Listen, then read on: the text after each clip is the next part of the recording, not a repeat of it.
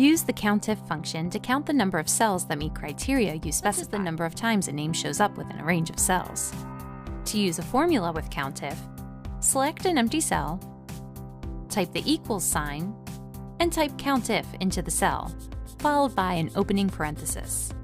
The Countif function has two arguments, range and criteria. Let's start with range.